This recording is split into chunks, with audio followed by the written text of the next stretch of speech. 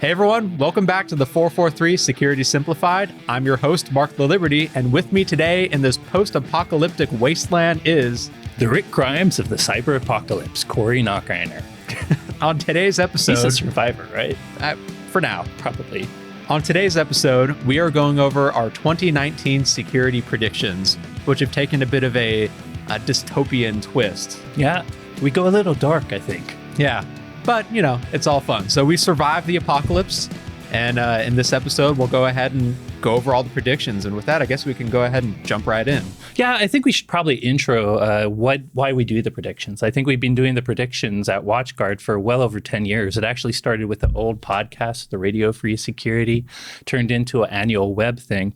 But really, the predictions are kind of a fun way to share trends. And what I mean by that is we're going to share some really specific predictions, and we're really actually going to show you the worst case scenario in some of these predictions. But what's more important isn't whether or not the actual prediction hits. It's all of these predictions do have solid trends behind them. Whether our specific dystopian prediction is the truth, there are trends that we want to uncover, because it's really up to, the reason we do the predictions, it's up to us to make sure that this worst case scenario doesn't happen by being prepared for some of the stuff we're going to see on the internet landscape next year. Yeah, exactly. And guess we can start with our first prediction, which Why is not? one of yours, and that is AI-driven chatbots go rogue. You want to explain that one, those Corey? chatbots.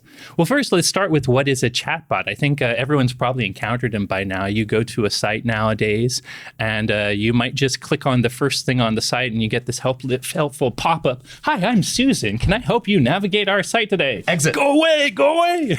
Anyways, it's a common thing on support. The site is trying to be helpful, but they pop up with like a picture of a person. They give you the impression there's a real person there, but most of the time it's automated. Maybe some machine learning is involved as far as making sure they can point you to the right directions when you ask questions. Are you saying Jim did not help me get my auto insurance? No, probably maybe it turned to Jim somewhere within your fifth question, but they typically start as automated things to help you out. And as we talk about this automation, it really is driven by machine learning and AI to start directing people. And the ones I'm talking about, even in the prediction, are more the text-based ones that pop up on websites, but they're going to voice ones as well. I mean, you might have seen last year, or I guess it's this year still, 2018, Google announced some upgrades to the Google Assistant. There's something called Duplex, where you can tell Google Assistant, hey, make me a hair appointment for next Tuesday. And, there's no online mechanism for your hairstylist. So Google Assistant actually has to call someone. So they've really automated voice calls too. And it's surprising how human they can sound. It was fascinating and a little creepy. Oh, it was very alarming. I think since then, some states have laws that say chatbots or bots have to announce themselves as bots first, which is a good thing. Google Duplex didn't do that in their first demo, and they were alarmingly, they even used little phrases, and the bot would while it was pausing for a second, which is really unusual. But anyways, these are useful chatbots, but it's really surprising that we haven't seen attackers weaponize them yet. So one of the things I see happening is we are starting to become kind of familiar with chatbots popping up like normal, but there are sites that don't always have them, say a banking site. So we've talked about web application flaws before. If your website has security flaws, it's possible for attackers to inject other script. So this prediction is about people starting to take chatbot functionality and weaponize it for the bad. That could be finding a legitimate site that doesn't have a chatbot, taking advantage of a flaw to make a fake chatbot pop up. And that chatbot's like your trust in the site. You're assuming it's coming from a place of trust. So if it directs you to a link because you've asked a question, you're assuming that link is on their site and is what you're looking for. Here, let me help you log in. Yes, it could very easily be pointing to, the drive-by download or the phishing or whatever it wants to do. So that's generally the prediction. What do you think about it? I mean, it's a possibility. Yeah. I think of all of our predictions, this is one that is entirely possible for and potentially likely for next year. Yeah. Especially with things like Google Duplex. They're not going to be the only ones working on this technology. Yep. I'm sure something will become open sourced or easily usable by the bad guys in this case. And we might see more believable phishing that's actually really interactive instead of just the stuff we see and right maybe now. even vishing with the V, which is voice calls. And by the way, if we're going really dystopian, I mean, machine learning not only is allowing computers to, whether it be through text or through voice, to naturally respond to human language, but it's also able to mimic humans. I mean, a lot of improvement over machine learning has happened in the past, year. We've seen taking 30 seconds of real Obama speech, turning it into Obama saying whatever you want. We've seen something called deep fakes, which be careful looking up because people use it inappropriately too. But if you have enough pictures of someone's face, you can actually make video of them. So imagine chatbots to the next level. This is probably more a 5-10 year prediction, but not only could they use automated voice to call us for phishing, but I could actually copy Mark's voice when I'm calling Corey, and suddenly I have this whole new trust factor with the Mark I'm speaking to on the phone. That implies that you actually trust me to begin with. That's a good point. That's a good point. I do hang up quite often. Sorry about that. Sure. So what's our defensive tip for this one then? Be on the lookout for more potential phishing attacks that are more interactive? Yeah, I guess there's a lot. I mean, web application security is important for the sites that do, whether or not you use a chatbot. If it is the more basic text-based chatbots, web application security can prevent the injection of these malicious chatbots.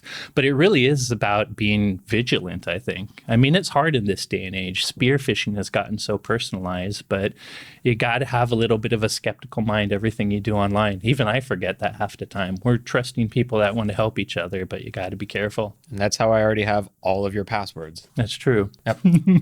So I guess we can go on to our second prediction now.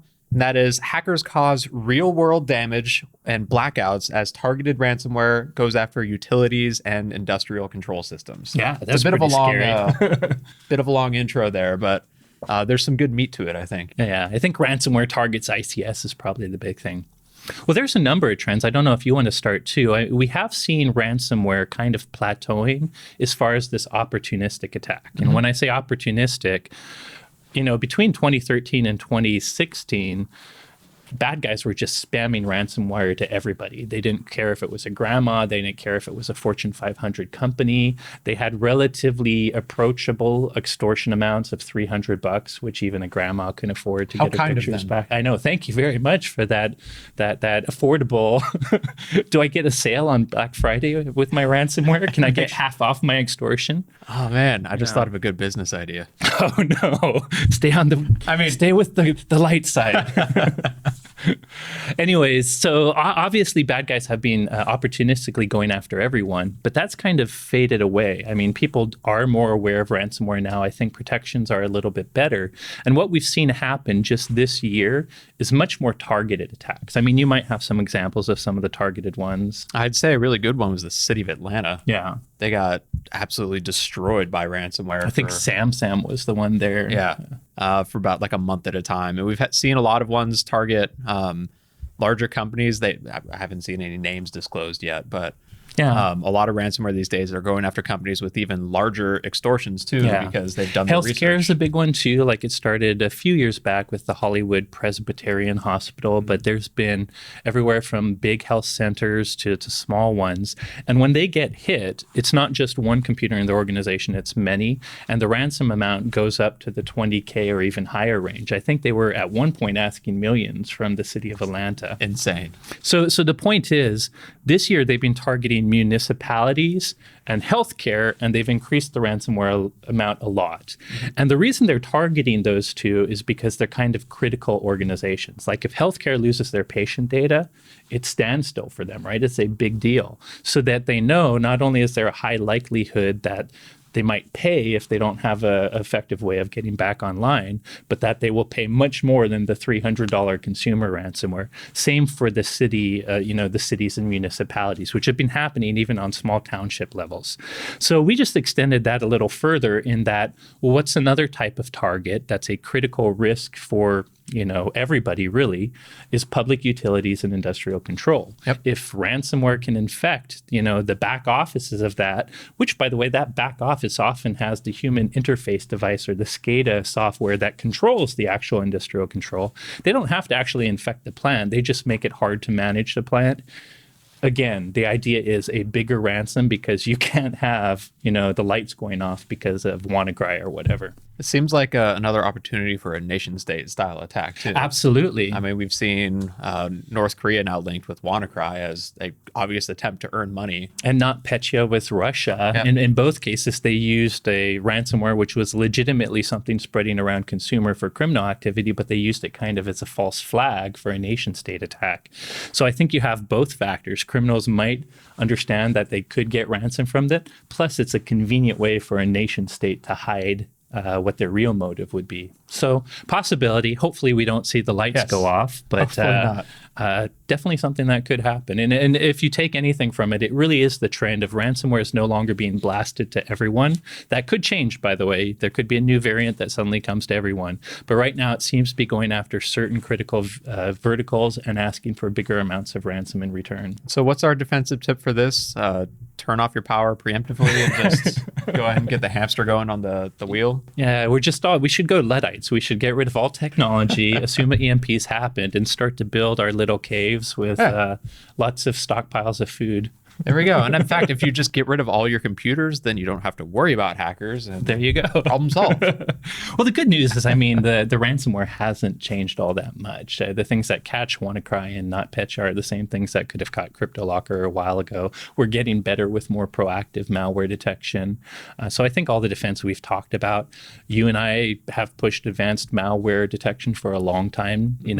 I think even the most legacy AV companies started to move away from purely signature-based stuff and doing more proactive techniques. And don't forget backups too. Absolutely. And I think, by the way, we often just say backups, but for these critical systems, it's not just having the backup, it's the speed of recovery. Yep. So you really need to invest in modern backup systems that restoring a tape backup is actually a pretty long process. What's a tape? I know.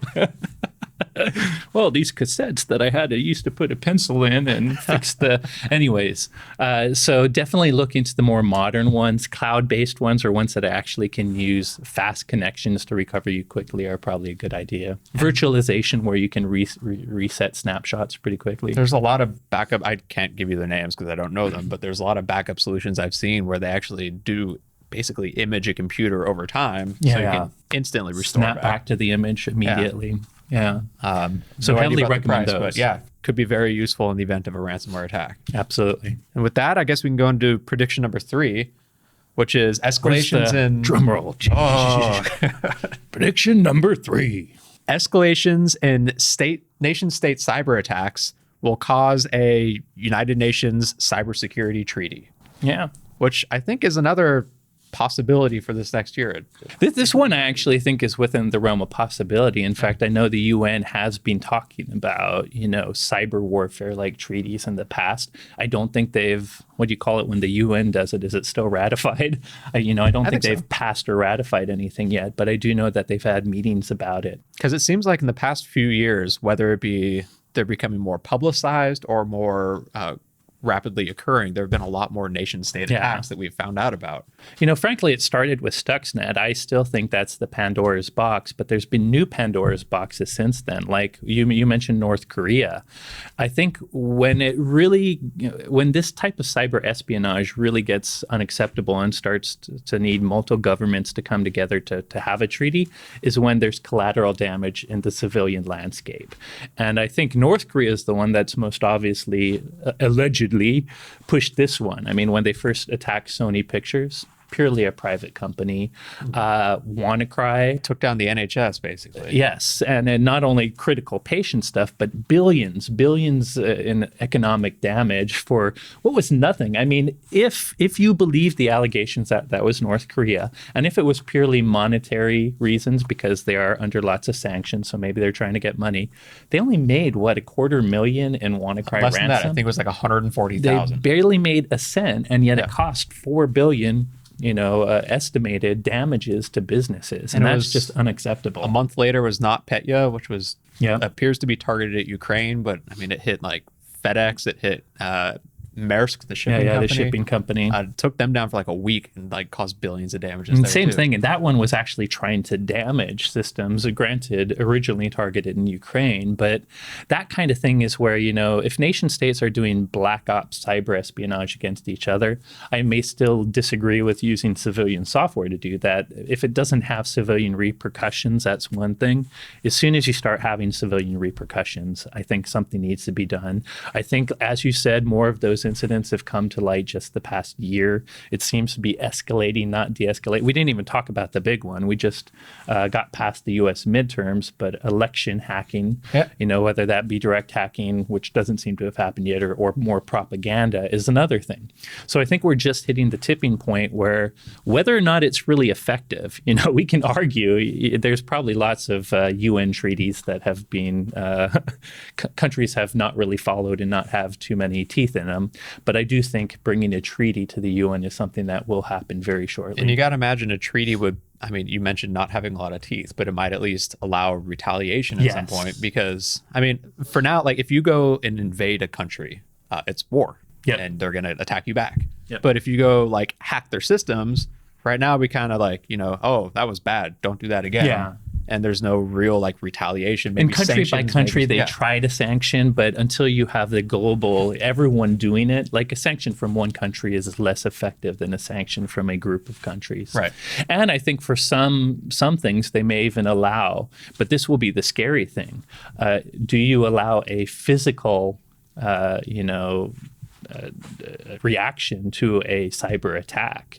And in that case, maybe there's certain cases where you should, but it's so hard to attribute that you really want to have all your I's dotted and T's crossed before you start to allow that sort of thing. Yeah, it'll be interesting to see if this actually comes about. I mean, it does seem to be that we're really going towards that way with all the attacks that we've been seeing unfortunately over the past few years. So do we have a defensive tip for this one? Don't hack other countries? I don't know what the defensive tip is this. I mean, my issue with nation state hacking in general is it ups the game for cyber criminals. The one thing I don't like about nation state hacking is it has been leaking. Stuxnet leaked, resulted in better malware from cyber criminals because they started duplicating techniques they saw before.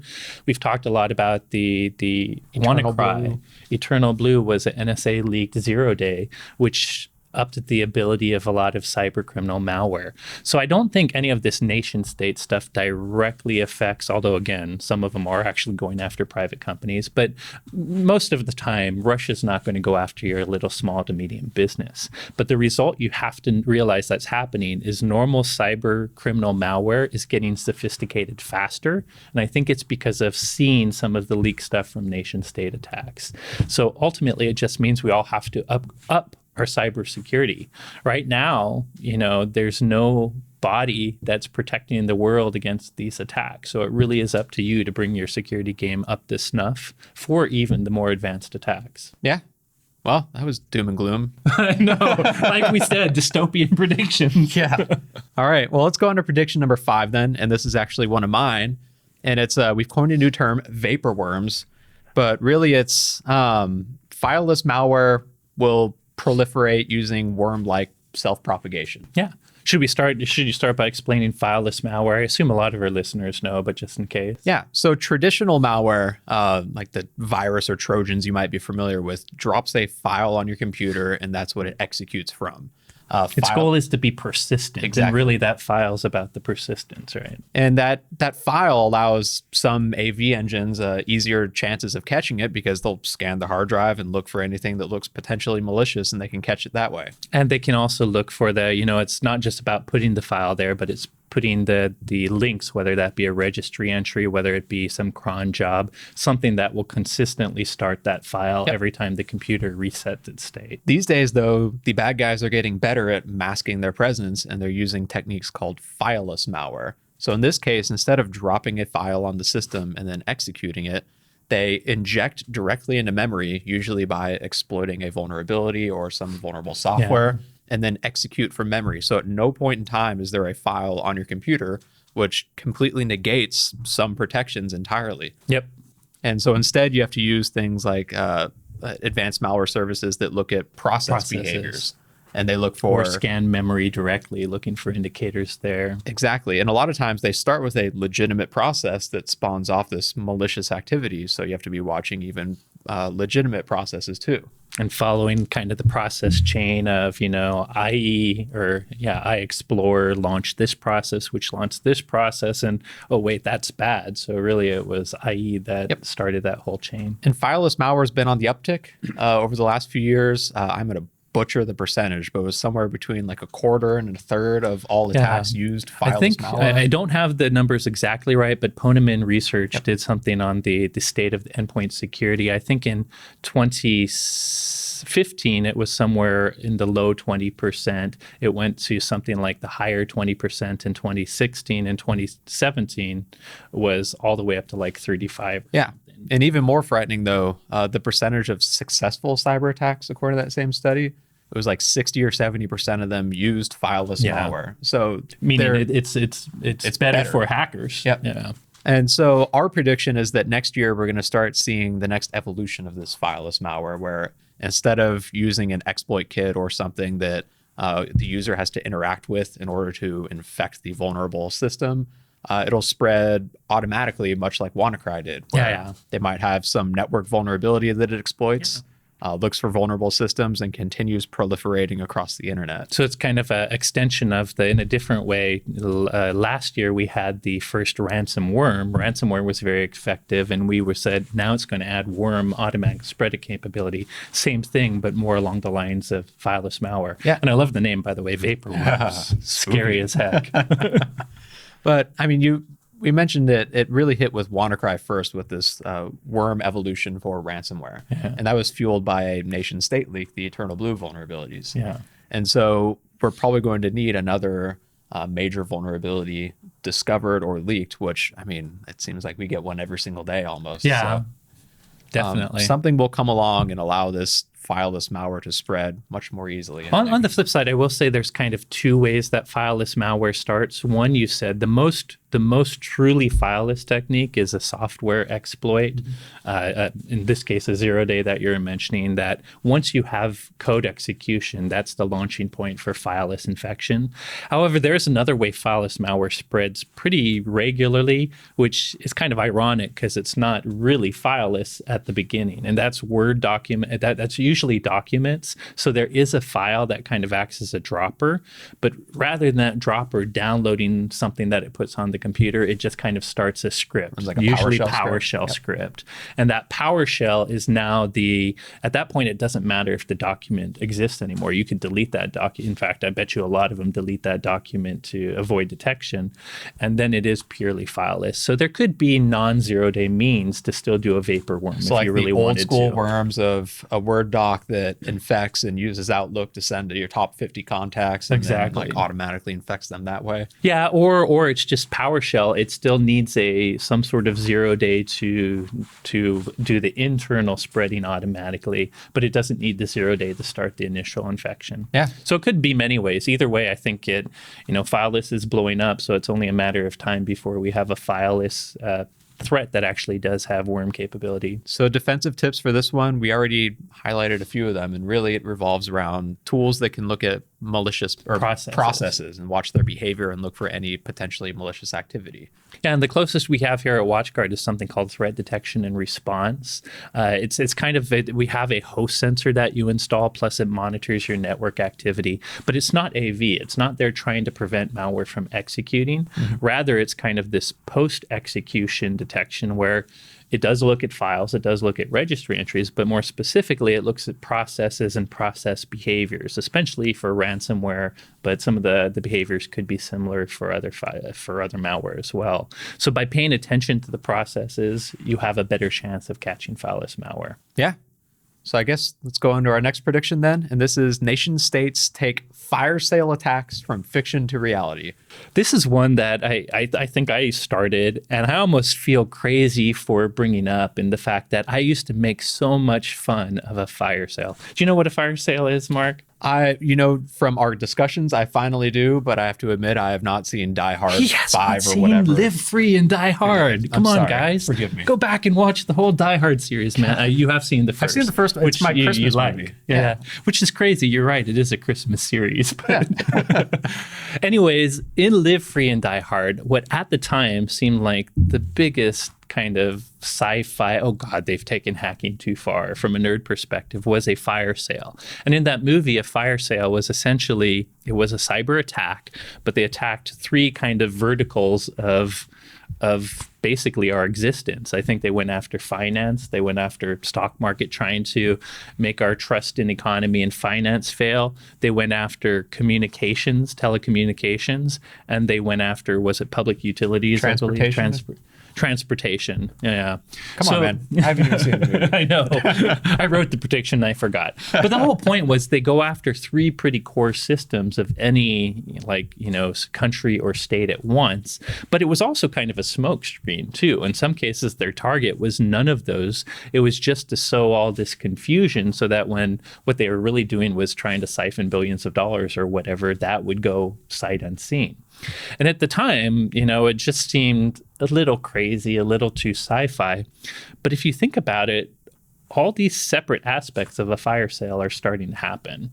I mean, financial systems, SWIFT. I mean, we've watched attackers specifically target banking systems. They have started. SWIFT, by the way, is one of the transaction systems that banks have been using for decades.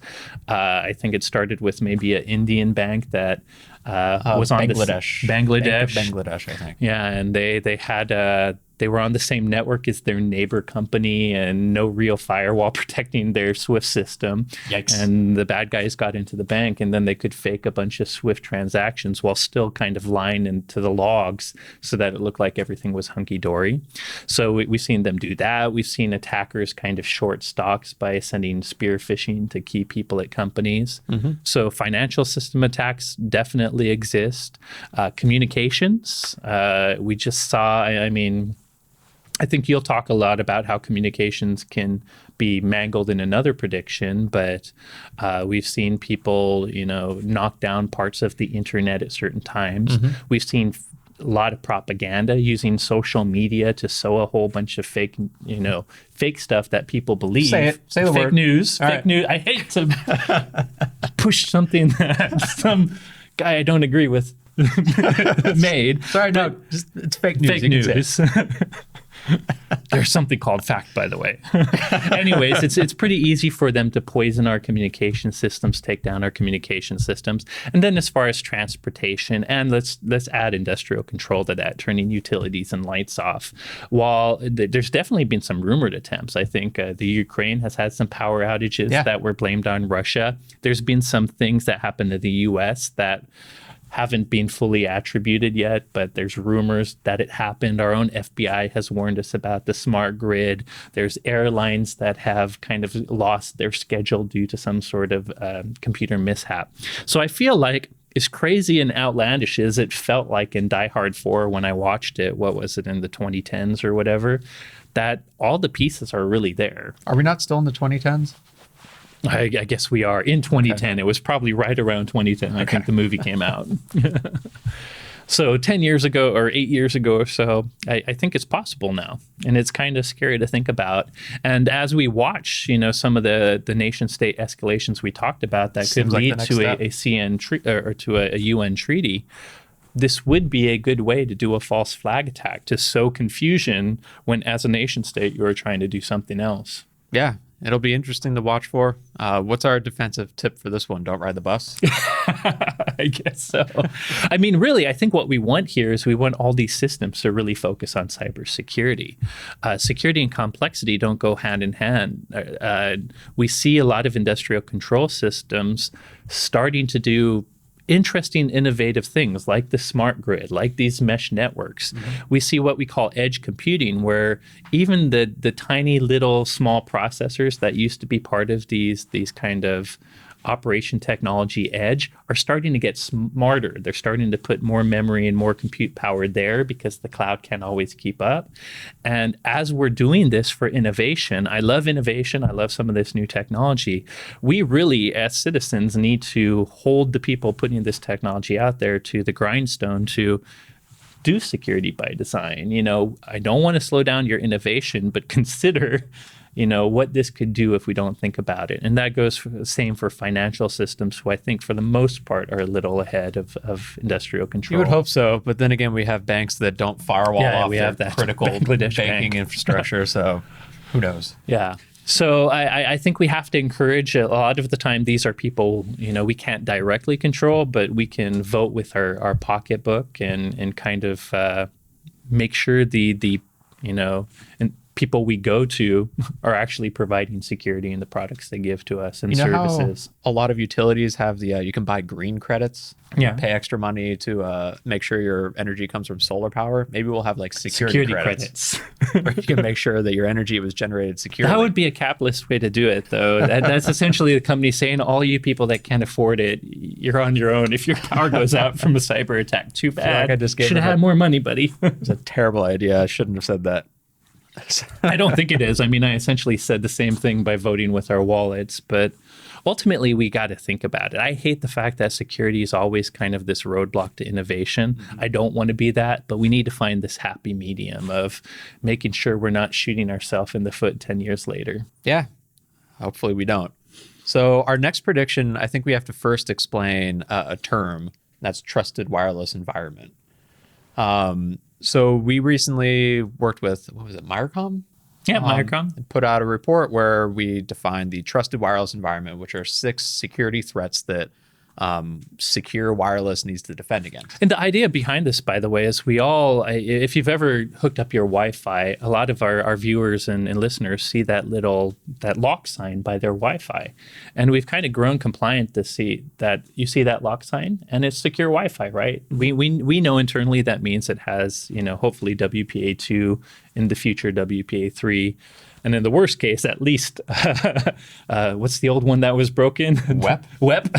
By the way, does WEP still get the lock? I don't think so. Does it not? I hope it doesn't.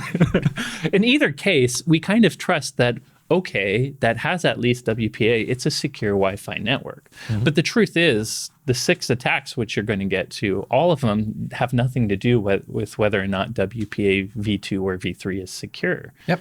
They have to do with tricks that you could do regardless of that. And like a couple examples of these 6 attacks to defend against, like evil twins. So someone's setting up a hotspot to look like your hotspot, like Starbucks Wi-Fi that suddenly appears in an airplane or something. And there's no laws, by the way, really against that. Like you don't have to register your SSID. So if someone in a car copies the Starbucks SSID and literally changes their MAC address to the same MAC address as the router they've kind of sniffed beforehand, there's technically no law against that until they actually do something bad. Right. But we don't have anything that enforces SSID the wireless in the way we do is domains. Unlicensed. Yeah. Which means you don't have the rights to your SSID. Now, obviously, it is illegal to go impersonate someone and steal. Yes, as soon as you man in the middle them and start doing stuff that's unauthorized. Computer Fraud Abuse Act. Exactly. So there, it gets illegal. But that's the reason why there's no technical mechanism blocking me from copying anyone else's SSID. Yeah. And then there's like another threat would be the rogue access point. So Jim from accounting going and plugging his Netgear into the wall to get Wi-Fi in his office. Or worse yet, the guy that pretended to be, your electricity installer coming and plugging a fake Dreamcast in your kitchen. That's actually an access point.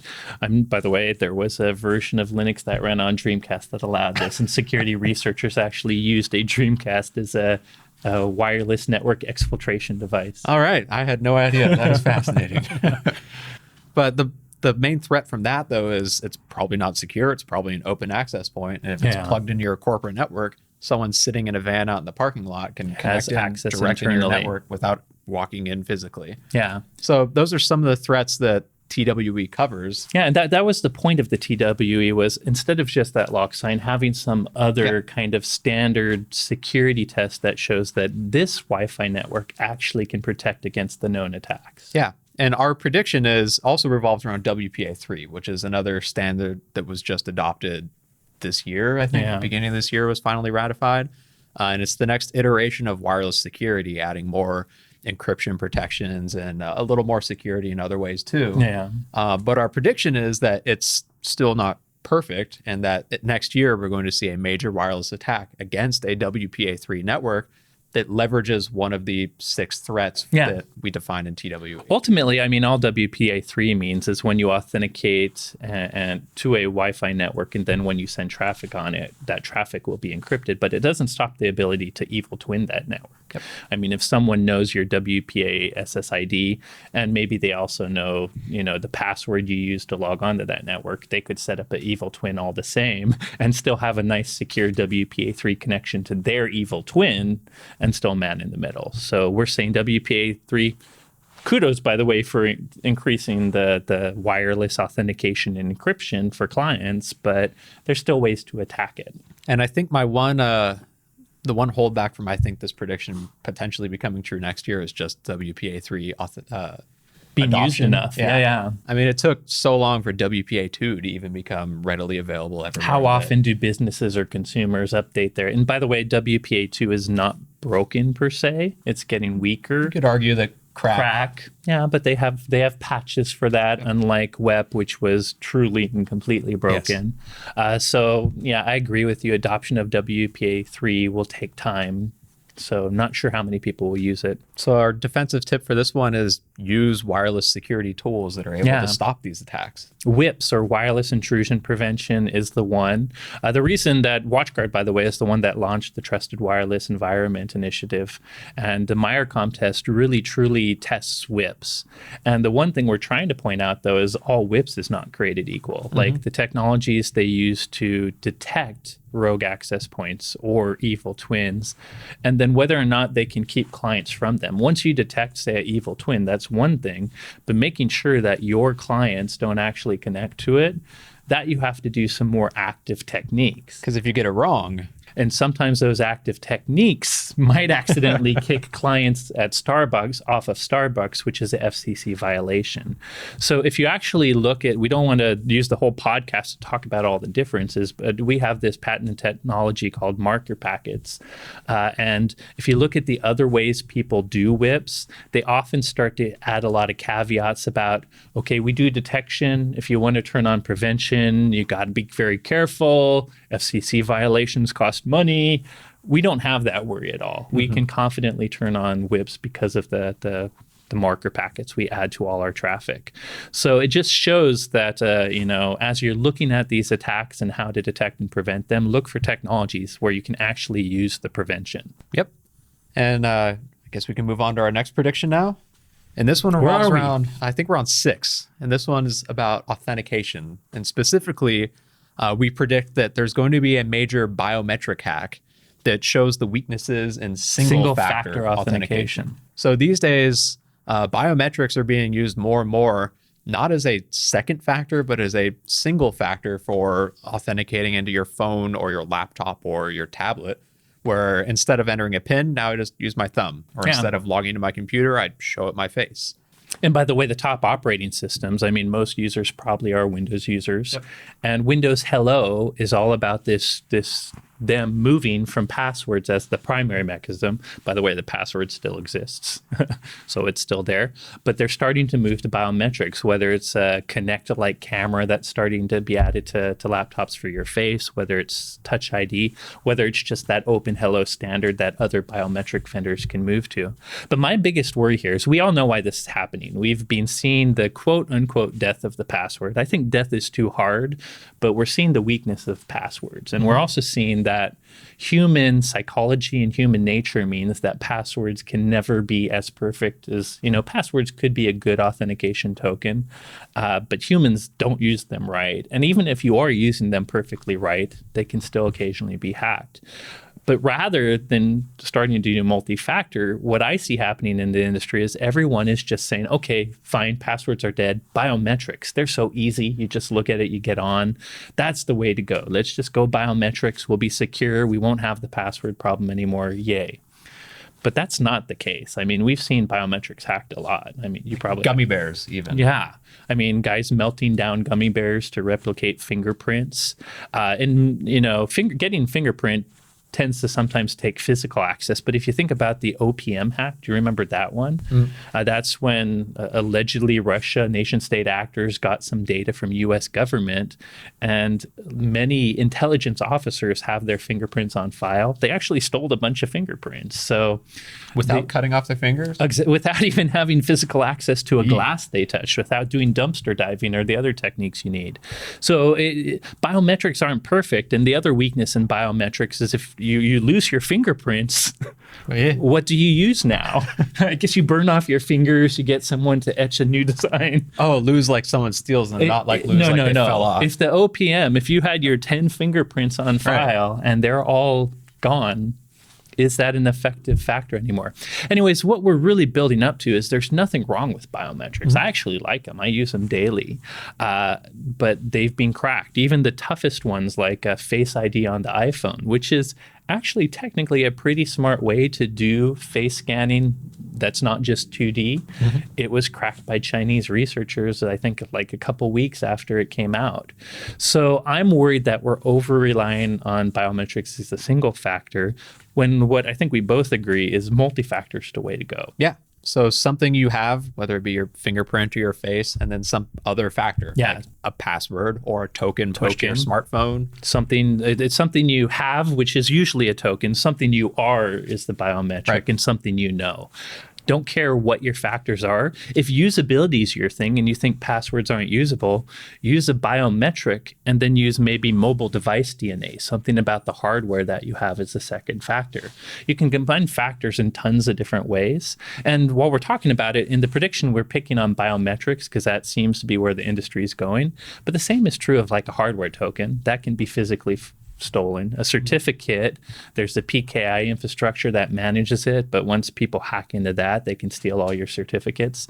There's never going to be a factor that's a 100% effective. So I really think what we should focus on is combining them, not just picking one factor we think will be a panacea when it won't. Yeah. And I mean, at WatchGuard, we've got AuthPoint as our multi-factor solution, which does use both biometrics and tokens and mobile DNA, as we described. Yep, passwords, and it does a lot of cool things that make it even harder, where if you try to image a phone, there are ways to actually sometimes get quote-unquote hardware factors if it's a more soft factor by imaging something, the software running on that thing. But we do a lot of tricks so that even if you imaged it and ran it in a virtualization system, it's not going to have the same DNA.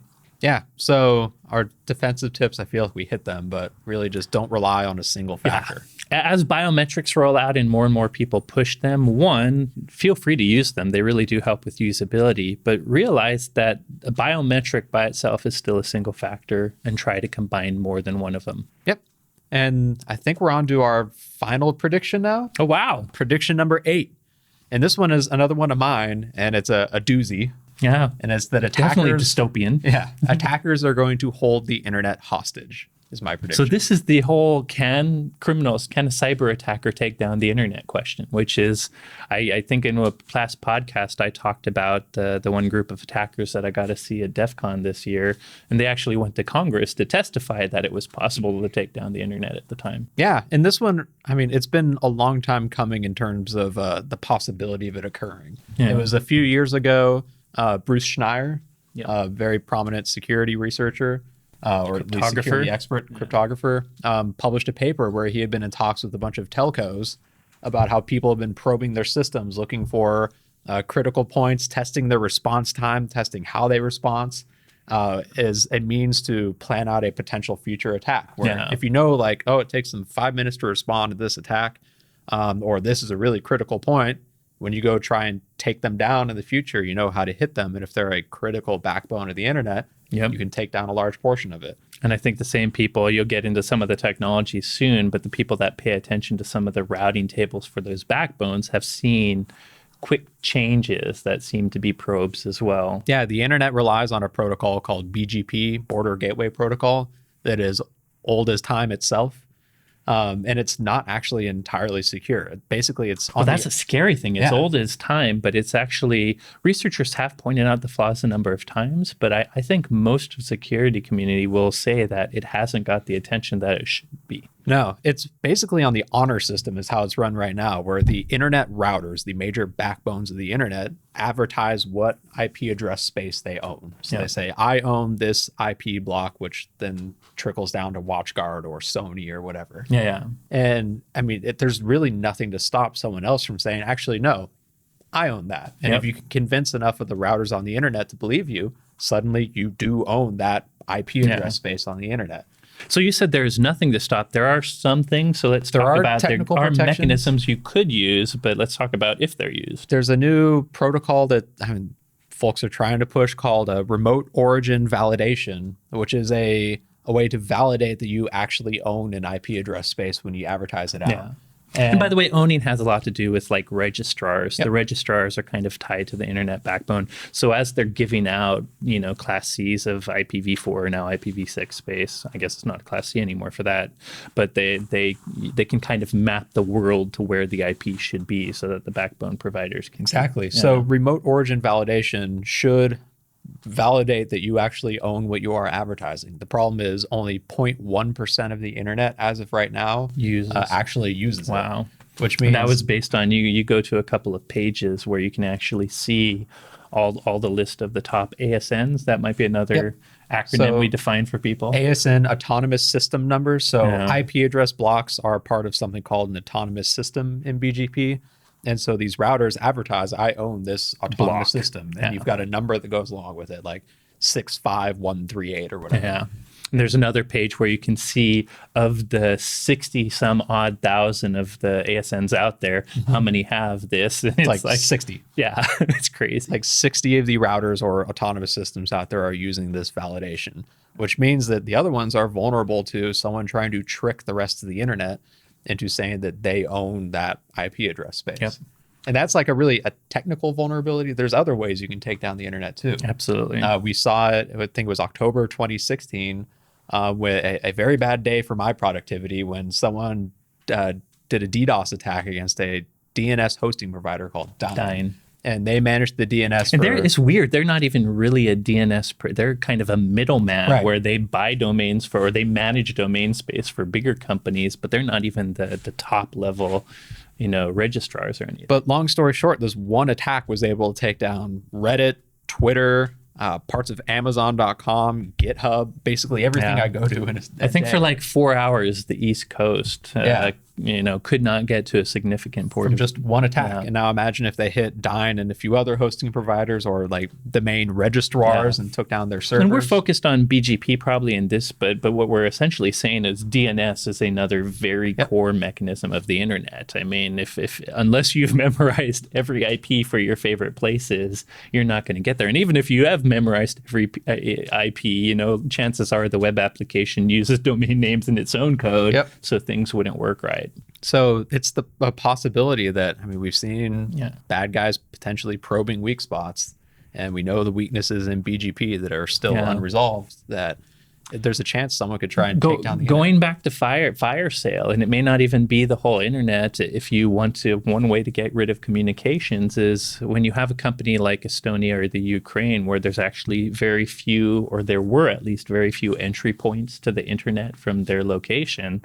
It's very easily to at least take down that country's internet while you're doing some other attacks. Just go cut fiber and then they're dead. Or even just target a DNS level or a BGP level flaw only at them, which is very possible because you'd know the ASNs you'd need for their country most likely. So I think this is a definite possibility. I think this could go subtly or not subtly, because the one thing with BGP stuff is we're talking about taking down the internet, very possible, but governments can also redirect the internet, right? It's not hard to use these BGP flaws to kind of man in the middle huge swaths of people, and there are people monitoring this. So hopefully if anyone saw big changes in routing announcements, at least the SANS, daily handlers or someone would notice. I hope. Hopefully. There have been a few instances I can think of over the past few years where some countries have interfered, whether it be accidentally or intentionally, with advertising different ASNs they don't own. Or maybe intentionally with the accidental, oh, oops. Yeah, I got my bad. I didn't mean to do that. So it is possible. I mean, whether it happens next year or a few years from now. Oh, I guarantee. Yeah, who knows? I'm with you. What's our defensive tip for this one then? Don't trust anything. Yeah. Okay. Pretty much everyone, like you see here, lock yourself in your closet. Don't talk to people. Well, really, I think it stands to, as an industry, we need to push more towards these the additional. Again, I already lost the route origin validation. Yep. Like ROV. More, if you're an internet backbone provider, you really ought to be using that. Same like with DNSSEC.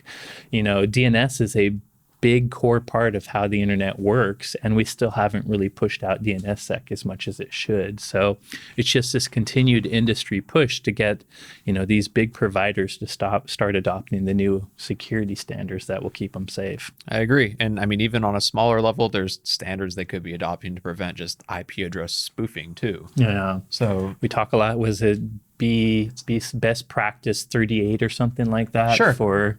I'm pretty sure it's 38. Right. Is it BCP? Best common practice? Yeah, BCP like 38. Yeah. It's a document that it's for internet service providers. Pop, Corey has some memory left. Whoa. We're so proud of you. Don't have to put me in that home yet. What's your name again?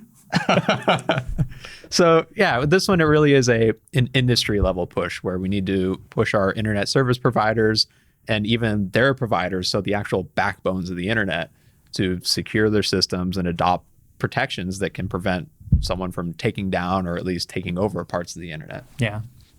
So cool. To wrap up, we're screwed. Yeah. This is why we live in this dystopian Seattle today. That's why I'm not sipping my Starbucks in my office. I'm stuck in a cold garage with you and our interwebs machine. Yeah. I'm amazed you put that sucker together. That works. This is how we are recording and broadcasting. Although literally inner tubes. We got some. Wait, there's a packet stuck in there. Crap. We need to revert to what was our RFC for the pigeon delivery protocol. Yes. We might have to revert to that for the next podcast. TCP by carrier pigeon? Yes, there we go. Now, so we do these predictions because you mentioned earlier, we try and go over the trends and then defensive tips to keep you safe from them. And I mean, most of our predictions this year kind of took a dystopian twist, which is why we went with this. But there are defensive tools out there to stop these predictions from coming true. Absolutely. Every single one of these things can be diverted easily. It's just about knowing about what both state and criminal actors are doing and knowing how you have to adjust your defenses and your awareness to these things so that you can keep up with the modern threat landscape. I don't really think we're going to have a huge fire sale yet. Very possible. One day it may happen, but if we prepare for it now, it won't. The fire can be put out quicker. Yeah, hopefully. And with that, I guess we can end our predictions podcast. So thank you again for listening. As always, if you have any questions or concerns, or well, maybe not concerns, I don't really care about that. He doesn't care about it. No. But how about suggestions for future episode topics? You can tweet at us. Need some tips for how to, skin a squirrel, since we can't feed ourselves in this dystopian future anymore. I don't know how to skin a squirrel. Maybe you do. Like I said, the Rick Grimes of the cyber apocalypse. All right. Well, in that case, tweet Corey. He's at SecAdept. For anything technology related or non-squirrel skinning, you can tweet at me. I'm at XORRO_, or the both of us at #the443podcast. And don't forget to rate, review, and subscribe. I don't know if I mentioned that or not because I'm running on fumes right now. But thanks again for listening, and we will see you again next week. Cheers.